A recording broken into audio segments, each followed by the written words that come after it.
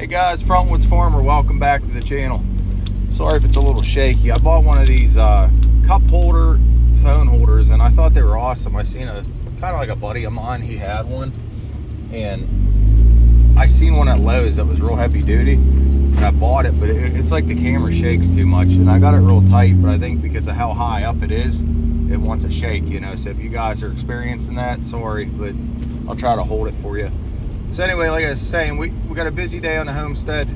A neighbor of mine, was a good friend of my grandfather's. He owns a local farm. He was going to scrap a couple new idea 323 corn pickers, and you know, I don't think they're in scrap shape per se. He definitely probably knows a lot more than I do. He's been farming a long time, but I think it's a fact as you get older, you know, why fool with something? You know what I mean? If something's worth $1,000, give it to somebody for $250. Let them fix it up, you know. So I bought two of them. He had two, and those new idea corn pickers, they're going up in price, and he probably knows that, you know. And they need a little work. One needs a fan belt. I think both beds need some rubber fingers. Plans are, you know, because it's nice to have this old equipment now. I'm learning. I've been, you know, buying this and everything else for years. And the thing is about it is, I've seen where 1 second stuff can get literally, I bought something for $1 before, and then you know, I had plans on keeping it, and somebody offered me $1,600. This stuff just goes up out of the blue, and if you use your head a little bit, you know, you think about it, it's like, okay, you're at a sale, and there's a 2-row cedar. You're in the market to buy a cedar. You don't have a lot of money. Your budget's $500. That cedar goes for $750. You better buy it if it don't need nothing. Like a Ford, what are those, 809, 309s, what are they model? You better buy it, because now those are up to $1,500. Think about it. You go buy a brand new 2-row cedar. What do you think you're gonna pay? You're gonna be in the thousands, if not up to 10,000 probably. I mean, I don't even know what you could buy one for. So if you're at a sale and it's going over market value, I can't stand driving up sale cost. You know, everybody should be able to get something for a decent price, but you know what?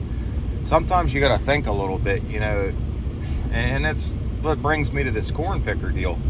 You know, for me, it's a great buy. For him, it's a great sell. He's getting rid of his headaches. I guess I'm taking on some for him, but you know what? I was thinking about it. You know, in good shape, these things are starting to bring $3,500, and just probably 5 years ago, you could pick up the same one at an auction for $300 or $400. So I'm like, you know what? The 323 is the best model. I had the number 7s with the steel fingers and all that. That's the best model. So if I could sell one and get the money back for it that he wants to charge me for 2, I'm doing it, you know, for sure. And I don't need any more projects or work. But if I can make a quick sell and just, even if I put that thing in the weeds and cover it up, it's a smart move. So I'm going to show you after I pick him up. I'm not going to film. It's all rainy. I'm not going to film on a tractor probably much today. Maybe a little. Seat's all wet. It's not going to be comfy. I'm going down to Sheets right now. We're in Western PA to get some fuel. Probably grab 5 gallons for a dozer too. Get some diesel. What else we got on the agenda? Oh, I bought a Bridgeport. You guys been watching the channel. Oh, now's a good time to hit the subscribe button, hit the bell notification next to subscribe. But anyway, yeah, we've been working on a lathe, converting it from 3-phase 480 down to single-phase 220. Long story short, everything went great. Capacitor rubbed on the motor housing and then smoked the whole lathe. Pretty upset about it. So I'm taking a break from that for at least probably another few weeks, because I don't even like looking at it, and I love that lathe. We're converting over, same deal with a horizontal mill. I'm taking a break from them too. I got some other work to do. They're undercover. That was the goal to this year. Got them under shelter. They can wait, not long, but they're going to wait a little bit. I want to put up my other shelter. It's an 18 by 21 steel building that I purchased. That's halfway up. You guys have been watching the channel. You can see that video too of us tearing it down. We actually moved it. We bought it used. But anyway, we bought a Bridgeport. It's got a VFD. It is 3-phase, but it got a VFD down to 220 single phase. I'm gonna finish wiring that up today. I'll show you that. So them 2 things are on the agenda today. So yeah, stay tuned. I'm gonna go fill up my fuel tanks.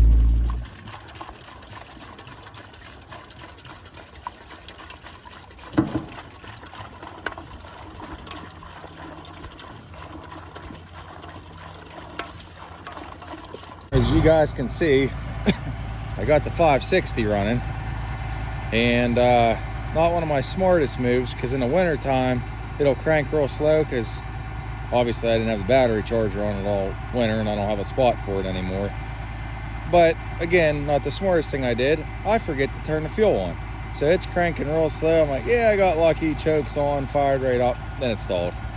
Somehow it started again. So note to self, make sure the fuel's on in the winter time before you start it. So again, got the 560 going. I'm gonna go pick up these corn pickers, and then I'll film a little bit and show you what I got.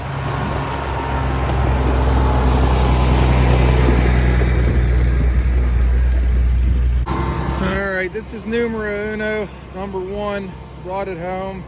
I think this is the one that he said was the parts machine, but I'll tell you right now, if you don't have a lot of money, this is a really nice one. I mean, just look at the tips on it. The points are in great shape. It's missing a cylinder if you want to put a hydraulic cylinder. It's got the full PTO shaft though. This one, I believe, is the one he said is missing the fingers in the corn bed, and then the fan belt. I put that log in there so I could, yeah, so it's missing the fingers, which they're not cheap. I think they're around 70 bucks shipped a piece. I found them, the cheapest I found them. But the junkyard might have them for 30 or 20, so really put a couple $100 though, even in the fingers, and get brand new ones. That's worth it. And then the fan, you need the fan belt, and I don't know if it's seized or not. No. So this one's not in bad shape really at all. You know, pretty sure he would have told me if it was locked up, so I doubt it's locked up. But I'm gonna get this down where we're filling in, get that over the back hill where we got all the saw logs, and then I'm gonna go get number two picker.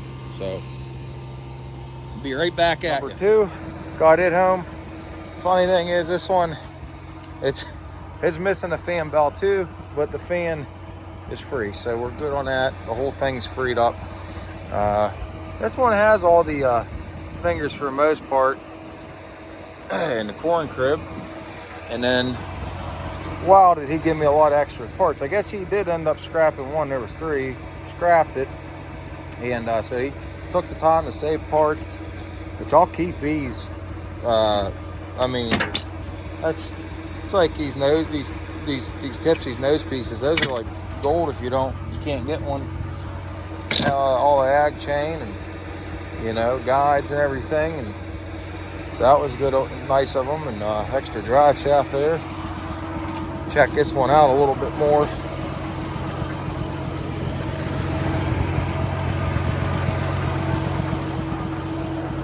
Again, everything's in good shape. A little damage here, we can straighten that out probably if you really wanted to. Pound that out, that nose will go down. The chains are all on. Got that extra side panel over there I showed you. I mean, everything's in pretty good shape. Look at these, even these sprockets are in pretty good shape here. Key thing with these machines is keep them oiled down and keep them greased, and they'll last you. You know, they're designed to last. Look, even all these gears, a little bit of wear on this one here. They're really all in all in good shape. Real good shape. You know, chutes are main part too. You know, they're always, you back them into everything. You give us extra screens and everything. So I'm gonna get to the Bridgeport. So we got these both home. I'll get you a wider view here so you can see them both. But yeah, pair of 323 corn pickers. New idea. All right, so getting a little tired. Now you guys didn't see, but it's many hours later. Hey, buckwheat. I'm gonna go see Wally. Wally's the other goat, the Nigerian dwarf. But anyway, got the Bridgeport mill all wired in, VFD hooked up, as you can see. Got it all wired. Got its own for the DRO. We got its own solo plug, I guess you'd call it, receptacle. So I'm a little bit tired, but here we go. So 0 of these. Spin this. X-axis is working. this is for the Y. Yep, and it's working. So it's good for that. I still got to figure out how to really use this, but there it goes. Nothing. Working good. Working good. No, something just tripped or something. I don't know what the heck that was all about. Huh. Anyway. So now I just got to organize. This place is like the biggest disaster ever.